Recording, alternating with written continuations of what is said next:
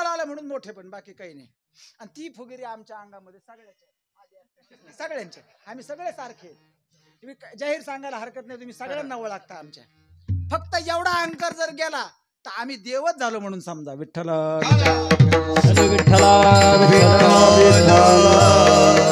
अध्यक्षस्थानावरचं भाषण संपलं. एक अतिशय तरुण मुलगी पत्रकार होती, माझ्या जवळ आली आणि माझ्या समोर माईक धरला. म्हणली, बाबा का सुंदर बोललात तुम्ही, पण एवढा सांगा तुम्ही देव पाहिलाय का? तिचा प्रश्न संपायच्यात तिला मी उत्तर दिलं. म्हणलं हो बघितलाय. म्हणे कुठे? म्हणलं माझ्या समोर उभा आहे, पण जरा खवचटपणा करतोय. म्हणलं तुझ्यातच देव आहे, पण जरा आज खवचटपणे मला प्रश्न विचारतोय. तसं प्रत्येक ठिकाणी देवाला बघायची ताकद तुमच्यामध्ये एकदा आली रे आली की तुमच्यातलं अस्तित्व हे भगवंतमयच होऊन जातं महाराज. म्हणून हे येण्यासाठी काय आहे तर भगवंताचा भक्त असावा लागतो. मग असे भगवंताचे भक्त कोण कोण होऊन गेले? नाथांना विचारलो, नाथ महाराजांनी यादीच दिली. म्हणले कोण आहेत? अहो अशा भगवंताच्या भक्ताला नाथ महाराजांनी भागवतामध्ये वैष्णव असा शब्द दिलाय. वैष्णव या शब्दाचा अर्थ साधू संत हाच होतो, पण वैष्णव असा वेगळा शब्द दिल्यामुळं त्याच्यामध्ये एक जरा वेगळेपण आलं, वजन आलं. मग नाथांना विचारलं, म्हणले महाराज भगवंताचं नामस्मरण करणारे कोण? म्हणजे जो भगवंताचं सतत नामस्मरण करतो असाच संत आहे. मी नाठवे जनार्दनासी, नाथ महाराज म्हणाले, परी तो विसरोनी दे आपणासी, हाटे देतसे आठवणीशी अहर्निशी सर्वदा. नाथांना विचारलं, म्हणजे नाथ महाराज तुम्ही सुद्धा देवाचं सतत नामस्मरण करता, काय भानगड आहे? तुमच्या मुखातून सतत देवाचं नाव कसं येतं? आम्हाला कीर्तनात विठ्ठल विठ्ठल म्हणा म्हणलं तर आमचे हात जड पडते, आमचा हात उचलत नाही. आणि तेच बसा पंक्तीला म्हणलं की ज्या चपला आम्ही आणल्या असतात त्या बुडाखाली घालून दुसऱ्याला लोटून आम्ही आमची जागा करतो. आणि जर गुलाबजांबू सारखा पदार्थ असेल तर डबल वाढ आम्ही घेतो. एखादा 8 दिवस सप्ताहाला येणार नाही, पण 9व्या दिवशी कीर्तनाला येईल, 8व्या दिवशी काल्याच्या, आणि सगळ्यात पहिल्यांदा पंक्तीला बसल. आणि बुंदी वाढली रे वाढली, आणि त्यानं दुसरी पंगत धरली की ती बुंदी इकडं स्वतःच्या पंचामध्ये भरील, आणि तो वाढून येऊस तर त्याला म्हणल मला वाढलीच नाही राव, मी पहिल्यांदा बसून. आणि ते गाठुडं घरी नेईल आणि चोपून खाईल. 8 दिवस तो दक्षिणा देणार नाही आणि तो कुठल्या कीर्तनाला कार्यक्रमाला येणार नाही. असा माणूस सुद्धा या ठिकाणी धकतो महाराज. मग नाथांना म्हणले, महाराज तुमच्या मुखातून कसं काय नामस्मरण येतं? ते म्हणले, मी नाठवे जनार्दनासी, मी आठवत नाही म्हणले, परी तो विसरोनी दे आपणासी, तोच मला विसरू देत नाही. आणि काय करतो? हाटे देतसे आठवणीशी. उलट सकाळी सकाळी माझ्या उशाला येतो, बसतो, माझ्या खांद्यावर हात ठेवतो, मला म्हणतो, ए नाथ बाबा उठ, माझं नाव घे. आता तो जर मला बळच नाव घ्यायला लावत असेल तर मी काय करू? म्हणून जो भगवंताचं अहर्निशी नाव घेतो तो कोण आहे? भगवंताचा भक्त आहे. म्हणले महाराज व्याख्या भरपूर झाली, आता मला एखाद्या भक्ताचं नाव सांगा. नाथ महाराज म्हणले, भक्ताचं एखाद्या? यादीच देतो ना म्हणले. म्हणले कोण? म्हणले सगळ्यात पहिल्यांदा भगवंताचा भक्त, ज्याला भक्त म्हणून गणलं गेलं असा रामायणातला. म्हणले कोण? म्हणे हनुमंत. म्हणे काय केलं यांनी? नाथ महाराज हनुमंतरायाच्या संदर्भाने सुंदर ओवी लिहितात. ते म्हणतात, योनी जन्मला मर्कट, तो वैष्णवा माझी अतिश्रेष्ठ, हनुमंत म्हणावा कनिष्ठ, ऐसा पापिष्ट कोण आहे? आता मला सांगा, ही ओवी उकलून सांगायची गरज आहे का? काही गरज नाही. महाराज म्हणाले, आमचा हनुमंत ज्यानं फक्त काय केलं? श्रीराम राम राम राम, श्रीराम राम राम राम, श्रीराम राम राम राम राम, भगवंताचं फक्त नामस्मरण केलं. आणि ज्यावेळेस नामस्मरण करून करून करून करून त्या हनुमंताजवळ एवढी प्रेरणा, एवढी ताकद, एवढं त्या भजनाचं फळ त्याला मिळालं की ज्यावेळेस लंकेच्या रावणाचा वध केला आणि अयोध्येला सगळेजण वापस आले, त्यावेळेस सगळ्यांना प्रसादाचं वाटप चालू होतं. तेव्हा हनुमंतरायाला विचारलं, म्हणले हनुमंतराया तुम्ही सतत भगवंताचं नामस्मरण करता, तुमच्या सद्गुरूचं, कुठे आहे तुमचा देव? दाखवा. दाखवा म्हणायचा उशीर, हनुमंतरायांनी छातीच फाडली महाराज. आणि हनुमंतरायाच्या हृदयामध्ये प्रभू रामचंद्राचं दर्शन झालं. आता तरुण पोरांच्या जर छात्या फाडल्या तर काय दिसल आतमध्ये? गुटक्याच्या पुड्या, नाहीतर मग जर शंकर सोसायटीचा मेंबर असेल तर दूर. विठ्ठल विठ्ठल विठ्ठला विठ्ठला विठ्ठला विठ्ठल. हो, मग हे एक झालं उदाहरण. म्हणले महाराज हनुमंतरायाच्या संदर्भाने तुम्ही सांगितलं, असा हनुमंतराय भगवंताचं नामस्मरण करून एका वैष्णव पदाला पोहोचला, मोठा वैष्णव झाला. म्हणले महाराज अजून सांगा. महाराज म्हणले विदुर दासी पुत्र प्रसिद्धू, त्यासी आठवला गोविंदू, झाला वैष्णवा माझी अतिशुद्धू, कैसे निंदू म्हणावा. विदुर हा विदुराचा विदुर हा दासीचा मुलगा, दासीपुत्र. पण दासीपुत्र असताना सुद्धा गोविंद गोविंद गोविंद गोविंद असं भगवंताचं नामस्मरण केलं. आणि काय झाला?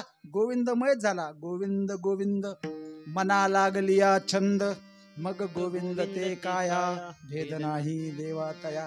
आणि तो सुद्धा एका वैष्णव पदाला पोहोचला.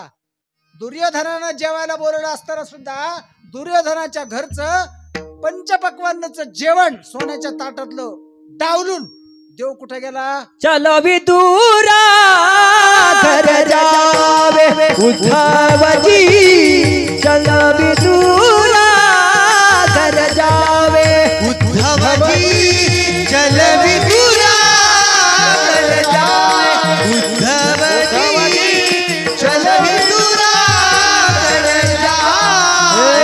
शबरी के बेर सुदाम जी के चावल, शबरी के बेर सुदाम जी के चावल, रुचि रुचि भोजन लगावे. चल विदुरा घर जावे उद्धवजी, चल विदुरा घर जावे. उद्धवजी, चल विदुरा घर जावे उद्धवजी, चल विदुरा घर जावे. वा. विदुराच्या घरी गेला आणि काय केलं? विदुरा घरच्या भक्षुनी कण्या, परमानंदी झाला झाला. कारण का? देवाला तोच भक्त आवडतो जो त्याचं नाव घेतो. म्हणजे महाराज हे सगळं लक्षात आलं. अजून एखादं उदाहरण सांगा. मग मात्र नाथ महाराज म्हणले एका मरकट कुळातल्या हनुमंतरायाचं उदाहरण दिलं, एका दासीच्या मुलाचं उदाहरण दिलं. आता तुम्हाला राक्षसाच्या कुळात जन्माला आल्या लोकांचं उदाहरण देतो. म्हणले राक्षसाच्या कुळात कोण जन्माला आलं? नाथ महाराज म्हणले राक्षसा माझी बिभीषण, दैत्या माझी प्रल्हाद जाण, भगवंतासी अनन्य शरण, वैष्णव पद दिधले त्यासी. कपिकुळा उद्धारिले मुक्त केले राक्षस, कुळ उद्धारिले मुक्त केले राक्षसा. कपिकुळ उद्धरिले मुक्त केले राक्षस, कुळ उद्धरिले मुक्त केले राक्षस. हा नाम चांगले चांगले माझे कंठी राहो भले.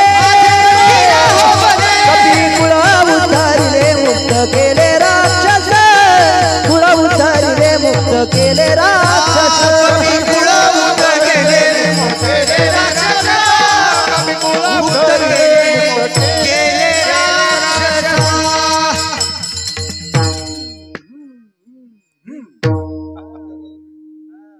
डबल बेल दिल्यावर कशी गाडी चालती तसं ती आहे दिली की मला सुचत लक्षात येत नाही तशी. विठ्ठला विठ्ठला विठ्ठला विठ्ठला विठ्ठला. काय केलं? नाम चांगलंय, नाम इतकं चांगलंय महाराज की नामाच्या चिंतने महाराज म्हणते 12 वाटा पळतील, 12 वाटेला तुमचं विघ्न जाऊ शकतं. म्हणून हे सगळ्याचे सगळे कोण आहेत? तर कुणी मरकटाच्या कुळात जन्माला आले, कुणी दासीचा मुलगा आहे, तर कुणी राक्षसाच्या दैत्याच्या कुळात जन्माला आले. मग तुम्ही एवढे तर वाईट नाही ना का आपला वंश दैत्याचा आणि राक्षसाचा आहे? नाही ना, माणसाच ना आपण, तरी सुद्धा नाव घ्यावं वाटत नाही. मग म्हणले महाराज थोडस आज नरसिंहाचा जन्म आहे, आम्हाला थोडीशी त्या संबंधाने कथा सांगा. नाथ महाराज म्हणाले काही हरकत नाही. आणि भागवतामध्ये नरसिंह जन्माची कथा आली महाराज. आणि मग त्यांनी सांगायला सुरुवात केली की जय आणि विजय नावाचे दोन राक्षस हे जे भगवंताचे पार्षद होते आणि वैकुंठाच्या दारामध्ये भगवंताचं रखवालदार म्हणून काम करायचे. आणि सनकादिक संत ज्यावेळेस भगवंताच्या दर्शनाला गेले त्यावेळेस जय विजय या द्वारपालांनी काय केलं, त्या सनकादिक संताला अडवलं. या दोघांना म्हणले आतमध्ये जायचं नाही. बहुतेक देवाने सूचना केली असावी की मला खूप काम आहे, बाकी कोणाला आत सोडू नका. वास्तविक पाहता वैकुंठामध्ये जायला त्याचाच अधिकार आहे जो वैकुंठात गेलेला आहे. आणि सनकादिक संत हे भगवंताचे निस्सिम भक्त महाराज तुकोबराज त्यांना विनंती करतात, तुम्ही सनकादिक संत म्हणविता कृपावंत एवढा करा उपकार सांगा देवा नमस्कार. म्हणजे देवाजवळ एखादी गोष्ट जर आपल्याला सांगायची असेल तर सनकादिक संताजवळ सांगावी लागते. म्हणून संत श्रेष्ठ आहेत देवापेक्षा, कारण आपला निरोप जे देवापर्यंत पोहोचवतात देव त्याच्यापेक्षा ते श्रेष्ठ आहेत देवापेक्षा. मला सांगा, प्रत्येक जिल्ह्याचा कलेक्टर तुमच्या ओळखीचा आहे का? नाही ओळखीचा. प्रत्येक मंत्री तुमच्या ओळखीचा आहे का? नाही ओळखीचा. पण त्याच्या चपराशी जर तुमची ओळख झाली तर काम चटकीत. यापेक्षाही त्याच्या बायकोची जर जास्त ओळख झाली तर तुम्ही घरी जाऊन जर नुसतं म्हणले बाईसाहेब माझं एवढं काम आहे, तर बाईसाहेब संध्याकाळी त्यांनी तोंडात घास घातला की ते प्रवीण महाराज आले ते आणि त्यांची बदली वैजापूरला आहे, त्यांना पैठणला पाहिजे कडे पटकन झालीच म्हणून समजा. विठ्ठल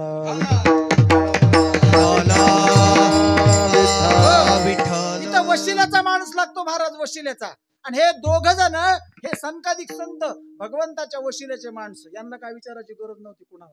पण त्या दिवशी देवाने सांगितलं नाही ना जाऊ दिलं आतमध्ये, जाऊ दिले नाही. पण सनकादिक संतांना कधी राग येत नाही महाराज. त्या दिवशी रागाच्या भरात त्यांनी सांगितलं की आम्हाला देवाच्या जवळ जाऊ न दिल्यामुळं तुम्हाला दैत्य कुळात जन्म येईल. त्या शापानं हे जय विजय कश्यप आणि दिती नावाच्या कुटुंबात जन्माला आले. आणि कुठं जन्माला आले? दितीच्या पोटी. आणि कश्यपाचा अंश त्यांच्यामध्ये. हे कश्यप फार मोठे ऋषी होते. भागवतातली कथा तुम्हाला माहिती, मी कथेत जास्त गुंतवणार नाही. आणि एक दिवस घरी आलेले असताना संध्याकाळची वेळ दिवा लागायची, त्यावेळेस भगवान शंकर पृथ्वी तलावर विहार करत असतात, भगवान शंकर पार्वती सोबत. आणि ज्यांचं ज्यांचं दार उघडे, जे जे भगवंताचं नामस्मरण करतात, जे दिवा लावून उदबत्ती लावून शुभम करोति कल्याणम आरोग्यम धनसंपदा असा श्लोक देवाजवळ बसून म्हणतात, भगवान शंकर त्यांच्यावर कृपादृष्टी करतात आईसाहेबाच्या सोबत. आणि ती वेळ आणि दितीच्या मनामध्ये वासना निर्माण झाली. तिनं आपल्या पतीजवळ इच्छा व्यक्त केली, म्हणले पतिराज माझ्या मनात वासना निर्माण झाली, माझी वासना तुम्ही शामवा. त्यांनी खूप समजून सांगितलं, म्हणले अगं ही वेळ संध्याकाळची आहे आणि यावेळेस अशी काही, जरी आपण पती पत्नी असलो तरी अशी काही गोष्ट या काळात करायची नसते. काही काळ ठरलेले आहेत, त्या काळातच ती गोष्ट करावी. अहो पतीशी रममाण कधी व्हावं, श्रीमद भागवतात त्याची सुद्धा वेळ दिली, रात्री 10 ते संध्याकाळचे 10 ते रात्रीचे 2 हा त्याच्यात वेळ दिला. मला सांगा, संतांना किंवा ऋषींना तुमच्या खाजगी गोष्टीत लक्ष घालायची एवढी काय गरज आहे? गरज याची आहे आपल्याला कशाचीच अक्कल नाही, म्हणून गरज आहे. विठ्ठल विठ्ठल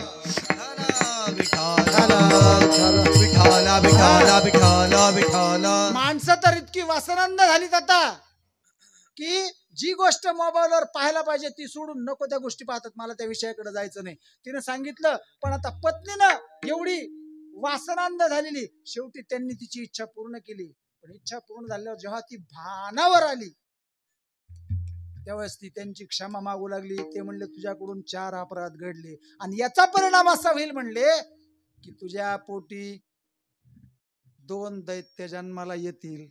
पण एक मात्र नक्की की त्यापैकी एका दैत्याच्या पोटी असा एक भक्त जन्माला येईल की तो देवाच्या सोबत त्याचं नाव घेतलं जाईल. विठ्ठल विठ्ठल. आणि नंतर मग त्यांचा जो पुढचा जन्म आला तिच्या पोटी जे जन्म आलाय ते हिरण्याक्ष आणि हिरण्यकश्यपू.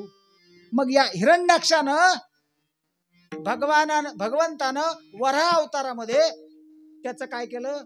उद्धार केला. पण त्याला मारल्यामुळं या हिरण्यकश्यपूला राग आला आणि त्याला वाटलं माझ्या भावाला मारलं आणि ते सुद्धा विष्णूनं, याचा बदला मी घेईल. आणि मग त्या हिरण्यकश्यपूनं काय आज्ञा केली की जिथं जिथं जिथपर्यंत माझं राज्य आहे तिथपर्यंतल्या सगळ्या लोकांना सांगितलं की भगवान विष्णूनं कपटानं वराहाचं रूप धारण करून माझ्या मोठ्या भावाला म्हणजे तुमच्या मोठ्या असणाऱ्या राजाला मारून टाकलं. आता तुम्ही कुणीही भगवंताचं नाव घ्यायचं नाही, घ्यायचं तर माझं नाव घ्यायचं. हा, काय करायचं? हिरण्यकश्यपू महाराज की जय म्हणायचं. हा, देवाचं नाव घ्यायचं नाही, असं त्यांनी फरमानच सोडलं. पण झालं असं की हे फरमान सोडलं आणि इकडं त्याची असणारी पत्नी हिरण्यकश्यपूची, तिचं नाव कयाधू. या कयाधूला दिवस गेले आणि ते दिवस गेल्यानंतर ती 4 महिन्याची 3 महिन्याची गरोदर. आणि इंद्राला असं वाटलं हिच्या पोटी जन्माला आलेलं मूल हिरण्यकश्यपू जर एवढा त्रास देऊन त्रिलोकाला सळो की पळ करून सोडतोय, जर हे मूल जन्माला आलं तर हे सुद्धा दैत्य म्हणून जन्माला येईल. आणि बाप एवढा त्रास देतो तर पोरग किती त्रास. म्हणून त्या इंद्रानं या कयाधूचं हरण केलं. महाराज तिला पळवून घेऊन चालला आणि तिला पळवून नेत असताना नारदांनी त्याला पाहिलं आणि अडवलं. म्हणले ए इंद्रा कुठं चालला? म्हणले चाललो स्वर्गात. म्हणले कशाला? म्हणले ही कोण आहे सोबत तुझ्या? म्हणले हिरण्यकश्यपूची पत्नी आहे. आणि म्हणले एका परस्त्रीला परस्पर कसं काय घेऊन चालला पळून? सांग म्हणले काय कारण? म्हणले महाराज ही गरोदर आहे आणि हिच्या पोटी जर मूल जन्माला आलं तर हे मूल आम्हाला सगळ्यांना त्रासदायक ठरल. आणि मग नारदाने सांगितलं म्हणले इंद्रा काळजी करू नको, हिच्या पोटी जन्माला येणारा मूल हे भक्त जन्माला येईल आणि भगवंतापेक्षाही श्रेष्ठ याचं नाव सगळीकडं वर्णलं जाईल. आणि मग त्यांनी तिची माफी मागितली आणि मग सांगितलं हिला आता हिच्या राजधानी सोडायची जबाबदारी म्हणली माझी. इंद्र निघून गेला स्वर्गात आणि नारदांनी पुन्हा त्या हिरण्यकश्यपूच्या बायकोला मग आपल्या आश्रमात नेलं. आणि मग तिथं ती गरोदर असताना नारदांनी तिला भगवंताच्या कथा सांगाव्यात, भगवंताचं कीर्तन करावं, नामसंकीर्तन करावं. आणि ते सगळे संस्कार कुणावर झाले? तर गर्भावर झाले, गर्भावर. म्हणून आपण काय म्हणतो खाण तशी माती. जशी खाण तशी माती. कारण जसे आई वडील एखादं पोरग जर रस्त्यात उभा राहून खसाखस शिव्या द्यायला लागला आपण म्हणतो कोणाचं पोरग रे? ते राम भाऊ नाही का? काय पाहायचं काय नाही, त्याचा बाप तसा ते तसं. कोणाचं नाव असलं तर क्षमा करा बरं का, फक्त दृष्टांतापुरतं घेतलं. विठ्ठल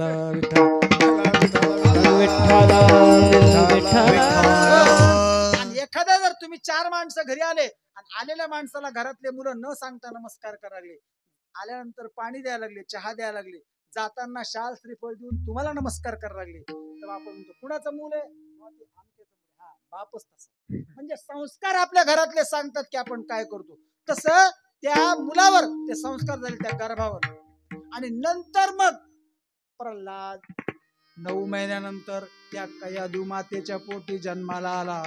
आणि आल्याबरोबर जेव्हा लेकरू बोलायच्या वयाचं होतं, साधारण 9 महिन्यामध्ये लेकरू बोलायला लागतं. एखादं लेकरू 12 महिन्यात बोलतं, पण 9व्या महिन्यात लेकरू बोलायला लागतं सोपे सोपे शब्द. तर एखादं लेकरू चालायला लागतं. चालायच्या बोलायच्या वयात जे बोलायचं तेच भक्त प्रल्हाद बोलू लागला. नाथ महाराज सांगतात काय बोलायला पाहिजे? हरी बोला नाही तरी अबोला, हरी बोला नाही तरी अबोला, हरी बोला नाही तरी अबोला, हरी बोला नाही तरी अबोला. व्यर्थ गलबला करू नका, व्यर्थ गलबला करू नका, व्यर्थ गलबला करू नका. बाकीचा गलबला करूच नका. आणि आपल्याला गलबला करायची फार सवय. देवाचं नाव सोडून बाकी सगळ्या गोष्टी आपण करू, फक्त घेणार नाही देवाचं नाव. हे लेकरू 9 महिन्याचं झालं आणि काय म्हणू लागलं? श्रीमन्नारायण नारायण हरी हरी, श्रीमन्नारायण नारायण हरी हरी, श्रीमन्नारायण नारायण हरी हरी. महाराज फक्त देवाचं नाव, दुसरं काहीच नाही महाराज. उठता बसता झोपता सगळी गोष्ट, कोणती गोष्ट करू दे,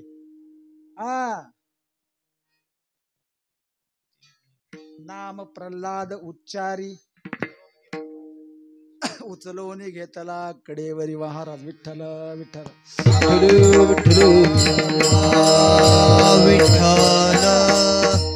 सत्वर उच्चार प्रल्हादी बिंबला सत्वर उच्चार प्रल्हादी बिंबला सत्वर उच्चार प्रल्हादी बिंबला सत्वर उच्चार प्रल्हादी बिंबला उद्धवाला जला कृष्णदाता उद्धवाला धला कृष्णदाता हरिमुखी म्हणा हरिमुखे म्हणा हरिमुखे म्हणा हरिमुखे उद्धवाला धला कृष्णदाता उद्धवाला धला कृष्णदाता हरिमुखे म्हणा हरिमुखे म्हणा हरिमुखे म्हणा हरिमुखे म्हणा हरिमुखे म्हणा हरिमुखे.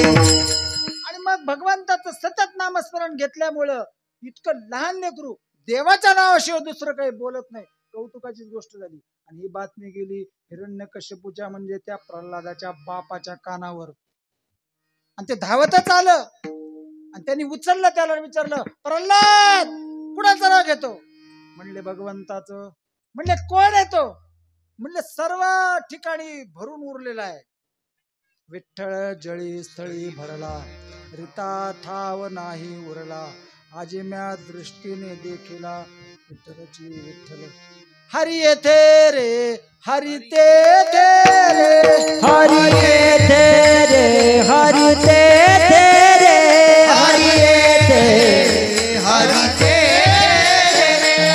हरि ते हरि ते हरि वाचोनी नाही रीते रे हरि वाचोनी नाही रीते रे हरि येथे रे हरि तेथे रे हरि येथे रे हरि तेथे रे हरि वाचोनी नाही रे हरि वाचोनी नाही रीते हरि येथे हरि हरि हरि ते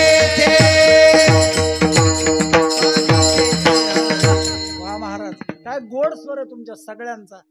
महाराज अशी ओंदळभर साखर घेऊन तुमच्या मुखात भरवा. वा महाराज भगवंताने दिलेली प्रतिभा कुठं वापरावी तर ही जागा आहे. ही जागा आहे नको त्या ठिकाणी नाही. नाही तर लोक कुठेही वरडतात केकाटतात नको तिथं आणि ते केकाटणं असतं महाराज. आपण पाहतो जय संपला आता काल शेवटचं होतं. काय मिळत नाही तुम्हाला काय मिळत नाही. तुमच्या तोंडाला 500 रुपये चिटकून दिले की पुन्हा 5 वर्ष तुमचं थोबाड बंद. आपण आहे तशीच त्या जागेवर. 32 वर्ष झाले मला नोकरी करून मला नोकरीच करावी लागते आणि 27 वर्ष झाले मी कीर्तन करतो. माझ्या जीवनात विशेष फरक हात पडला की मला कीर्तन करायला मिळतं. पण मला कामच करावं लागतं. सरकार कोणाचं आहे आपल्याला काय तर त्यांचं नाव घेऊन 5 वर्षात काम होतं. तर जो कर्तुम अकर्तुम अन्यथा कर्तुम शक्ती परमात्मा आहे त्याचं नामस्मरण केलं तर काय होईल. हे प्रल्हादाला 9व्या महिन्यात कळालं. आपल्याला 61 वर्षात कळलं. लोकांच्या घरात ज्ञानेश्वरी 16व्या वर्षी सांगितली ज्ञानोबरायांनी. 61 वर्षापर्यंत लोक नुसतं पाहतेत कोणी वाचत सुद्धा नाही. आणि जर वाचली तर काय होईल श्रीमंत व्हाल तुम्ही महाराज. ज्ञानेश्वरीमध्ये तेवढी ताकद आहे की तुम्ही सगळ्या प्रकारची श्रीमंती तुम्हाला ज्ञानेश्वरी वाचलेली आहे. सगळ्या प्रकारची. तुम्हाला जर असं वाटलं उत्तम कीर्तनकार व्हावं ज्ञानेश्वरी वाचा. तुम्हाला वाटलं उत्तम गायक व्हायचं तुम्हाला वाटलं उत्तम वक्ता व्हायचं ज्ञानेश्वरी वाचा. सगळं ज्ञान पारायण नारायण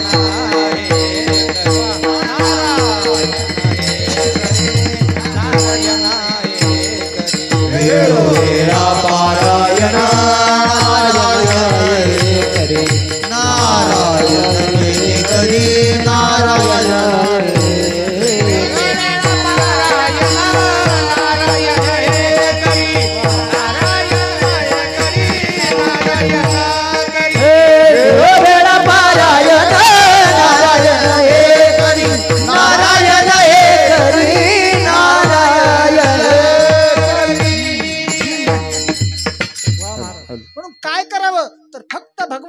नामस्मरण करावं. ठाईच बैसोनी करा एक चित्त आवडे अनंत आळवावा पडता जड भारी दासी आठवावा हरी मग तो होऊने दिशेण आडघाडी नामाच्या चिंतने 12 वाटा पळती विघ्ने. तुकोबारायचं हे गमक प्रल्हादाला त्यावेळेस माहित होतं. महाराज काही 1000 वर्ष होऊन गेले, कित्येक वर्ष होऊन गेले सांगता येत नाही. पण हिरण्यकश्यपूला राग आला आणि त्याला वाटलं माझ्या पोटचं पोरग आणि देवाचं नाव घेतो. म्हणले उचला रे याला, द्या म्हणले कड्यावरून फेकून. आता राजाचं मूल जरी होतं तर आज्ञा राजाची होती ना. राजा बोले आणि दाढी हाले, दल आले दल आले. कारण पूर्वीचे लोक दाढ्या ठेवायचे ना. पूर्वीचे कोण? कोणते राजे? पण हनुमंत महाबळी, दाढी रावणाची जाळी. हा अभंग तुकोबारांनी लिहिला. पण कोणाकडे पाहिलं माहिती का? त्यावेळेस त्यांनी छत्रपती शिवाजी महाराजांकडे पाहिलं. राजांना सुद्धा दाढी होती, पण राजांनी दाढ्या कोणाच्या जाळल्या? जे धर्मप्रचाराला आडवे येत होते अशांच्या दाढ्या जाळल्या. अशी सगळी औरंगजेबासारखी. म्हणून छत्रपती शिवाजी महाराजांना तुकोबारायानं हनुमंताची उपमा दिली आणि त्यांच्याकडे पाहून हनुमंतरायाचा अभंग लिहिलाय. पण जर तुम्ही त्याच्यातलं गमक पाहिलं तर हेच गमक आहे. राजांना त्यांनी हनुमंताच्या जागी पाहिलं होतं. जसं रावणाची दाढी हनुमंतानं जाळली, तसं त्या काळचे असणारे रावण यांच्या दाढ्या कुणी जाळल्या? तर आमच्या छत्रपती शिवाजी महाराजांनी जाळल्या. महाराज हे गमक प्रल्हादाला माहित होतं. आणि प्रल्हाद भगवंताचं नामस्मरण म्हणले द्या फेकून उंच कड्यावरून. तर राजाचाच मुलगा, पण राजाची आज्ञा, उचलला आणि दिला फेकून. काही झालं नाही प्रल्हादाला, जसाच्या तसा पुन्हा. म्हणजे आता सापाच्या पिंजऱ्यात कोंडा, सापाच्या घरात सोडलं, हत्तीच्या पायाखाली तुडवलं, उकळत्या तेलात टाकलं कढईमध्ये. म्हणले याला होळी पेटवान होळीत बसवा. ती होलिका नावाची बहीण हिरण्यकश्यपूची, प्रल्हादाची आत्या, तीच जळून गेली. पण प्रल्हादाला काही झालं नाही. कारण का? भगवंताच्या नामस्मरणात तेवढी ताकद आहे. महाराज तुझी चिंता त्याचे सर्व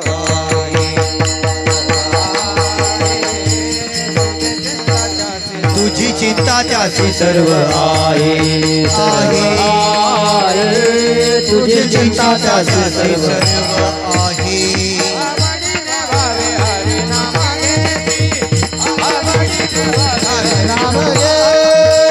आवडीने भावे हरि नाम रे, आवडीने भावे हरि नाम रे. तुझी चिंता त्याची तुझी चिंता त्याची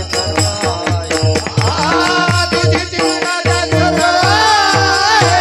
हरि मुखे गाता रमणी चिंता, हरि मुखे गाता रमणी चिंता, हरपली हरपली. महाराज काय नाथांच्या आणि ज्ञानोबारायांच्या हरिपाठातलं ध्रुवपदच आहे. हरिमुखे म्हणा, हरिमुखे म्हणा. महाराज म्हणले पुण्याची गणना कोण करी. नाथ महाराज म्हणले हरिमुखे गाता हरपली चिंता, त्या नाय मागुता जन्म घेणे. म्हणून भगवंताचं नाव जे हरी आहे ते तुमच्या मुखातून आलं पाहिजे, बाकी काही नाही. मग सांगितलं आता एवढं सगळं करून हा काही का ताळ्यावर येत नाही. मग म्हणले त्यांचे जे शिक्षक होणारे जे शिक्षक होते, षंडामर्कला बोलवलं आणि सांगितलं, म्हणले प्रल्हादाला आपल्या दैत्याच्या परंपरेप्रमाणे शिक्षण द्या. घातलं शाळेत. राजधानीच्या शेजारीच आश्रम होता षंडामार्काचा, तिथे घातलं. पण तिथं सुद्धा तो तेवढ्या पुरतच ऐकून घ्यायचा. आणि एकदा शिकणं संपलं की यांनी आपली माळ काढावी आणि भगवंताचं नामस्मरण करावं. कृष्ण गोविंद गोपाल गाते चले, मन को विषयों के विष से हटाते चले. कृष्ण गोविंद गोपाल गाते चले, मन को विषयों के विष से हटाते चले. लोग कहते हैं भगवान आते नहीं, द्रौपदी की तरह तुम खिलाते नहीं, नामदेव की तरह तुम खिलाते नहीं, नामदेव की तरह तुम खिलाते चले, मन को विषयों के विष से हटाते चले. कृष्ण गोविंद गोपाल गाते चले, मन को विषयों के विष से हटाते चले. भागवताच्या कथा ऐकून ऐकून तुम्ही पार कोळून पिलेले आहेत भागवताच्या कथा. एक जणाला मी म्हणलं महाराज भागवताची कथा आहे, म्हणजे महाराज काय सांगू नका भागवताचं, 40 वर्ष झाले बरं आपण भागवताची कथा ऐकतो. म्हणलं तुझ्यात बदल काय? लोकांना नाव ठेवणं अजून चालूच आहे ना. भागवताच्या कथेमधून तुमच्यात जर बदल झाला तर कथा ऐकण्यात महत्व आहे. नाही अशा कथा किती काय ऐकतो आणि कीर्तन किती काय ऐकतो. मला बऱ्याच वेळा असा प्रश्न पडतो की लोक कीर्तनानंतर पाय पडायची एवढी धडपडा करून करतो. काय गरज आहे? सगळ्या लोकांच्या बोकांडी पाय देऊन तुडवीत यायचं महाराज. काय त्या पायात एवढा आमच्या पाया नका पडत जाऊ, आमचे पाय कुठं गेलेले असते. हा, पूर्वीचा काळ राहिला नाही आता. म्हणून बसल्या जागी दर्शन घेत जा. पण नंतर मला याचं कोड उलगडलं की पायासाठी पडतात महाराज. 2 तास तुम्ही एवढं सांगितलं ना, हे तुमचं तुम्हाला वापस आम्हाला घेणं नाही देणं. विठ्ठला विठ्ठला विठ्ठला विठ्ठला विठ्ठला. शेवटी शंडा मार्काने शिकवावं, पण यांनी फक्त देवाचं नाव घ्यावं. शंडा मार्क बाजूला गेले की सगळ्यांना गोळा करून म्हणायचं, म्हणा नारायण नारायण हरी हरी, श्रीमन नारायण नारायण हरी हरी, असं करावं. बरेच वर्ष गेले महाराज. शेवटी हिरण्यकश्यपूला राग आला आणि एक दिवस आपल्या दरबारामध्ये बसलेला असताना त्यांनी बोलवलं प्रल्हादाला, सांगितलं प्रल्हाद कुठे म्हणले तुझा हरी? म्हणले आता काय सांगावं, गेल्या कित्येक वर्षापासून मी तुमच्याशी बोलतो. अरे म्हणले तुला एवढा त्रास दिला, एवढा तुला सगळ्या यातना दिल्या, एवढं नको नको तुझ्यावर प्रहार केले, पण तू मरत कसा नाही? म्हणजे भगवंताचं नामस्मरण करणाऱ्याला मरण येत नाही. यमाला सुद्धा देवानं सांगून ठेवलेलं आहे, जो माझं नाव घेईल त्याच्या वाट्याला जायचं नाही. यम सुद्धा भगवंताचं नामस्मरण करणाऱ्या भक्ताकडं वाईट नजरेनं काय चांगलं नजरेनं पाहत नाही. त्याची हिंमत नाही महाराज यायची. म्हणले त्याचं नाव घेतो म्हणून. म्हणले मग तुझा देव ज्याला तू नारायण म्हणतो कुठे? असा राग आला म्हणला त्या, असा राग आला त्या हिरण्यकश्यपूला. आणि रागाच्या भरात माणसाकडून काय चूक होईल सांगता येत नाही. आणि मग दरबारातच बसले होते, सगळा दरबार भरला होता. प्रल्हादाला उभं केलं एखाद्या अपराध्यासारखं आणि विचारलं, रागाच्या भरात विचारलं, ए प्रल्हाद कुठे आहे तुझा नारायण? क्रोधयुक्त पिता, क्रोधयुक्त पिता पुसे प्रल्हादासी, क्रोधयुक्त पिता, क्रोधयुक्त पिता पुसे प्रल्हादासी, क्रोधयुक्त पिता, क्रोधयुक्त पिता पुसे प्रल्हादासी, क्रोधयुक्त पिता, क्रोधयुक्त पिता पुसे प्रल्हादासी, क्रोधयुक्त पिता, क्रोधयुक्त पिता पुसे प्रल्हादासी, क्रोधयुक्त पिता, क्रोधयुक्त पिता पुसे प्रल्हादासी, हरि क्रोधयुक्त पिता, क्रोधयुक्त पिता पुसे प्रल्हादासी, क्रोधयुक्त पिता, क्रोधयुक्त पिता पुत्र प्रल्हादासी. सांगे ऋषिकेश कोठे आहे, सांगे ऋषिकेश कोठे आहे,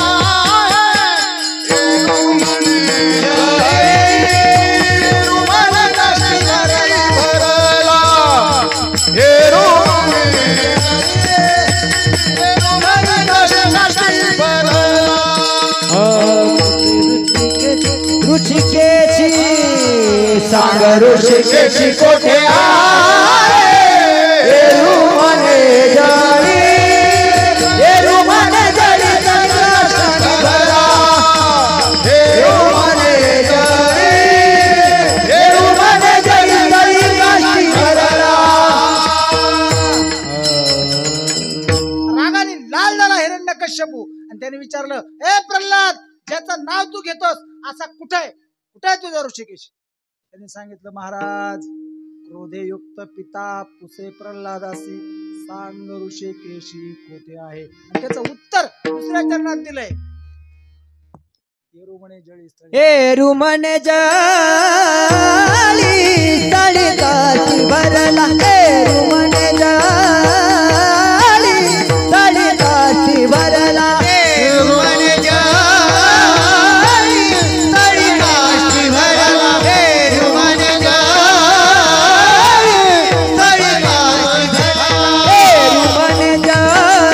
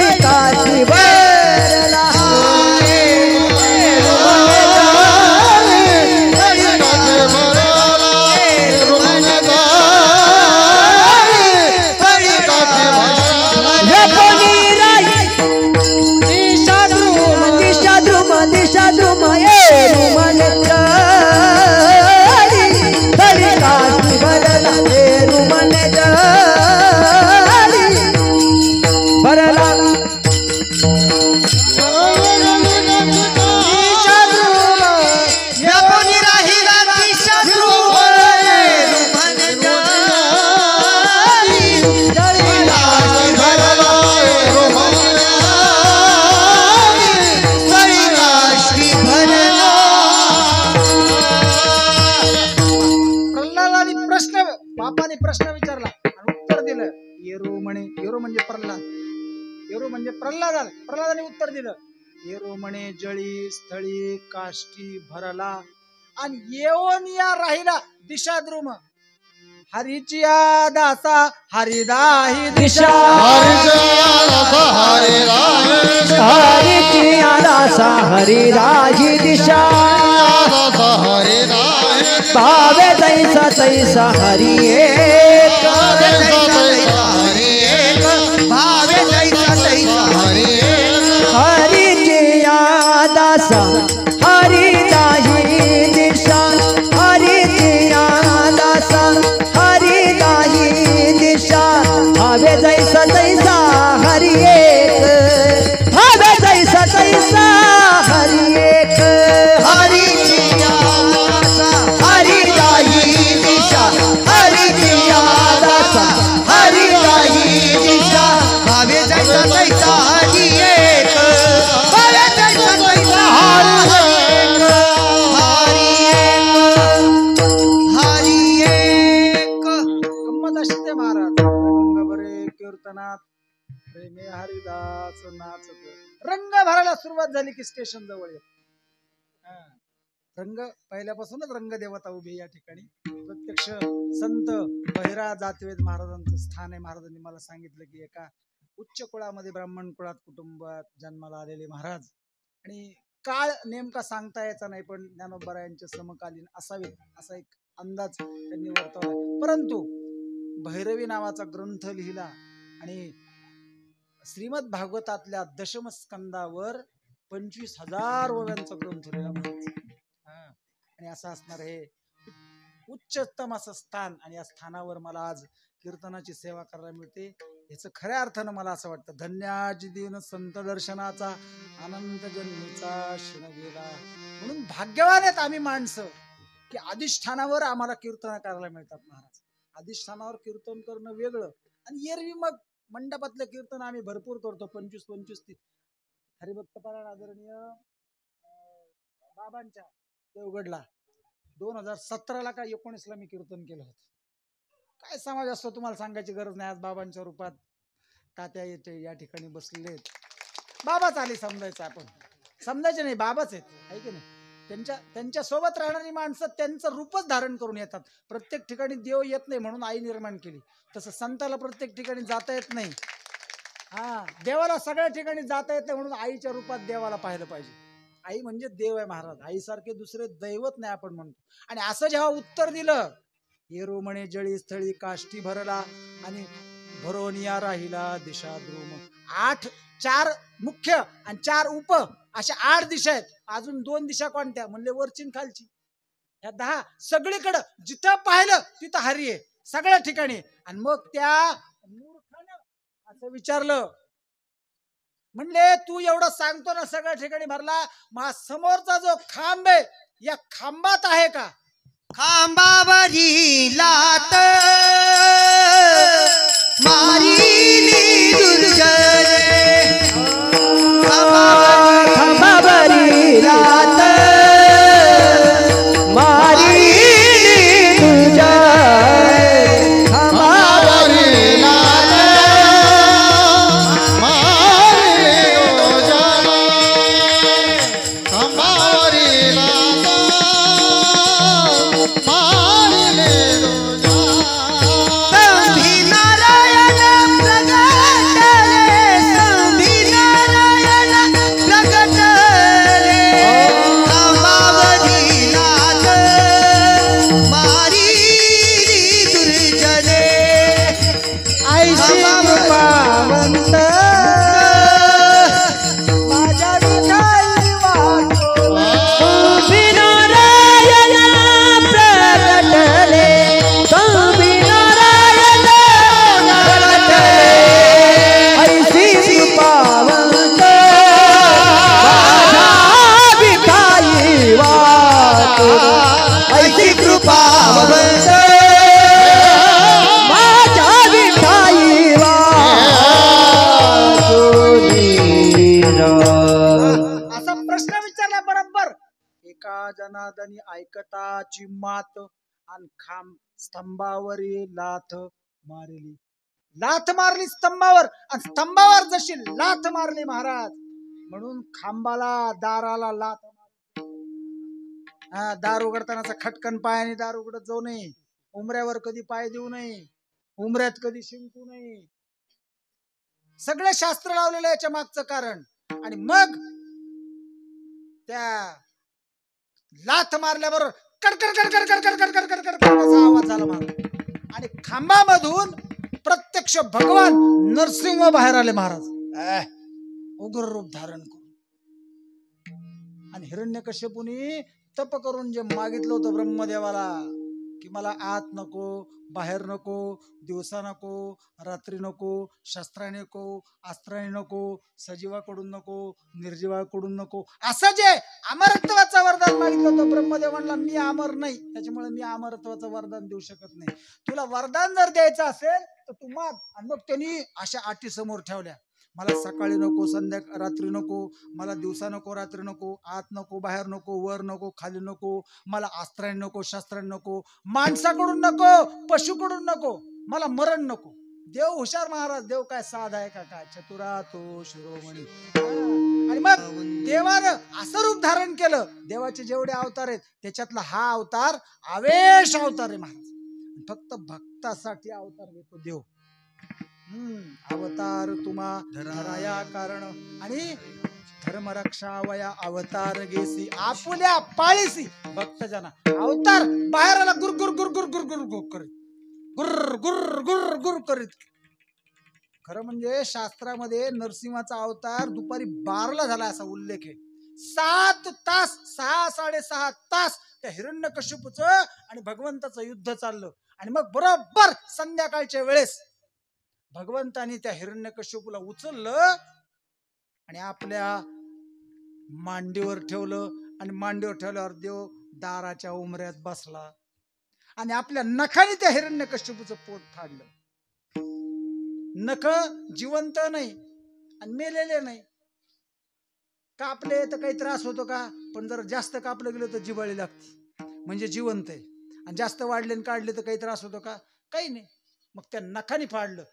दारात का बसला? कारण आत नाही, बाहेर नाही. संध्याकाळीच का? म्हणजे दिवसा नाही, रात्री नाही. म्हणजे ही वेळ बरोबर देवानं साधली, हिरण्यकश्यपूचा वध केला.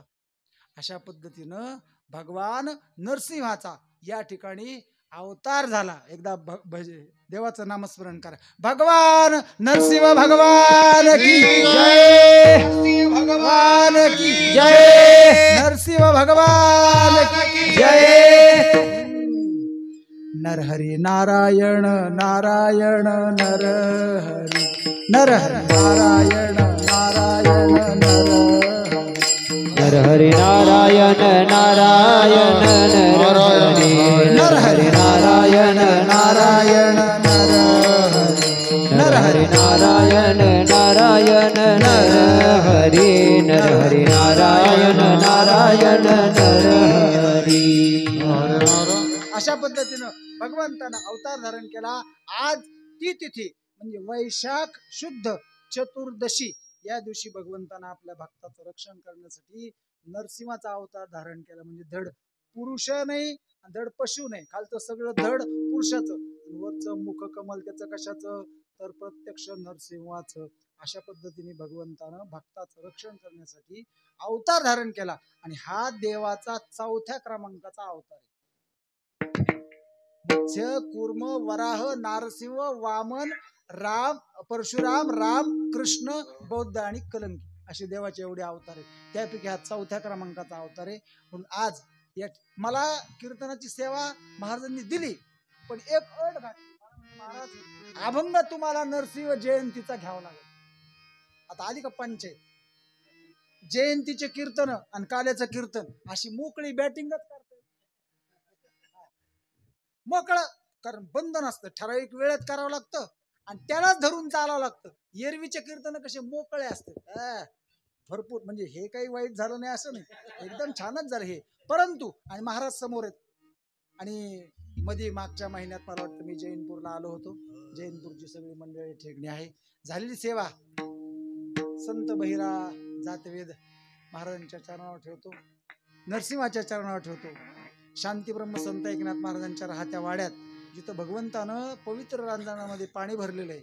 आपण दर्शन घेताना समोर देव आहे, डाव्या हाताला रांजण आहे आणि उजव्या हाताला जे दार आहे ना भिंतीला, काळ्या रंगाच्या पायऱ्या आहेत, त्या पायऱ्या चढून तुम्ही वर आले 11 की माझ्या वाड्यात तुम्हाला येता येतं. आपण सगळ्यांनी नाथांच्या दर्शनाला यावं, माझ्याकडे यावं अशी अपेक्षा या निमित्ताने व्यक्त करतो. महाराजांच्या चरणावर नतमस्तक होतो. ज्यांनी मला सगळ्या गोष्टींना साथ दिली, गायनाचार्यांनी सगळ्या गायनाचार्यांच्या चरणावर नतमस्तक होतो. मृदंगाचार्यांनी साथ उत्तम दिली, त्यांच्याही चरणावर नतमस्तक होतो. बाबांच्या रूपादास या ठिकाणी तात्या उपस्थित आहेत, त्यांच्याही चरणावर नतमस्तक होतो. उत्तम अशी साथ हार्मोनियमवर तुम्ही दिली, तुम्हालाही धन्यवाद देतो. सगळे श्रोतृवर्ग, पितृवर्ग, मातृवर्ग, उपस्थित असणारे सगळे अधिकारी वर्ग, कीर्तनकार, प्रवचनकार, पत्रकार, चित्रकार ज्यांनी हे शूटिंग केलंय त्यांनाही धन्यवाद देतो. शूटिंग माझ्यापर्यंत पोहोचवा एवढी विनंती करतो. ज्याने सिस्टीम दिली त्यालाही धन्यवाद देतो. आणि झालेली सेवा नरसिंहाच्या आणि बहिरट संत बहिरा यांच्या जातवेद स्वामी बहिरा यांच्या चरणावर ठेवतो. माझ्या वाणीला पूर्ण विराम देतो. एकदा भजन करा. विठोबा रखुमाई, जय विठोबा रखुमाई, जय विठोबा रखुमाई,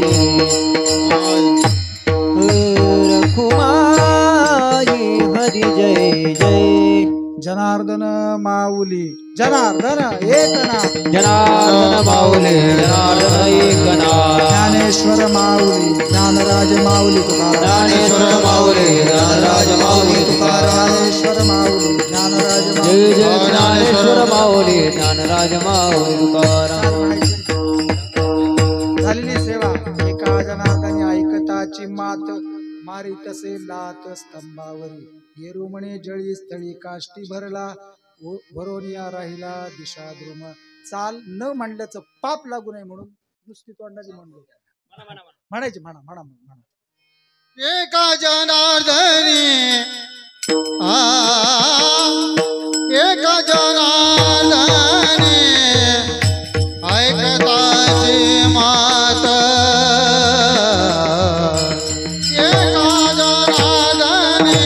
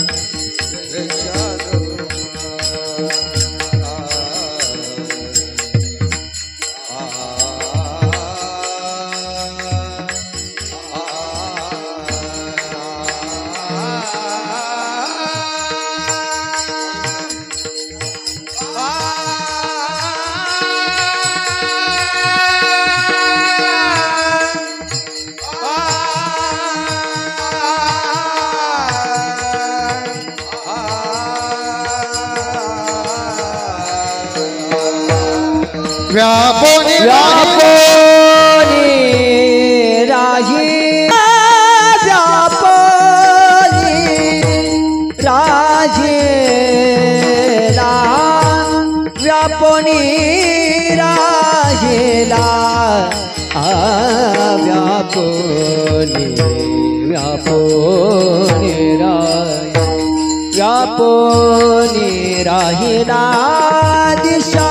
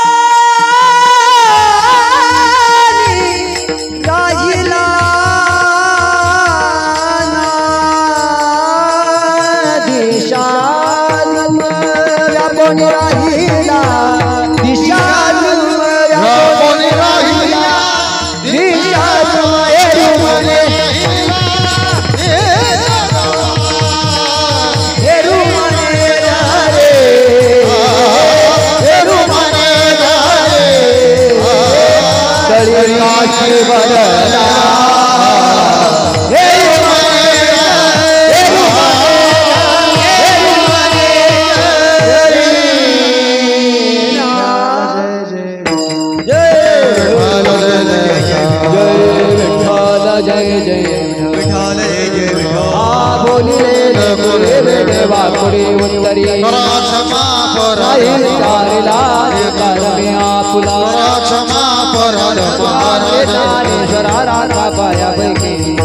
क्षमा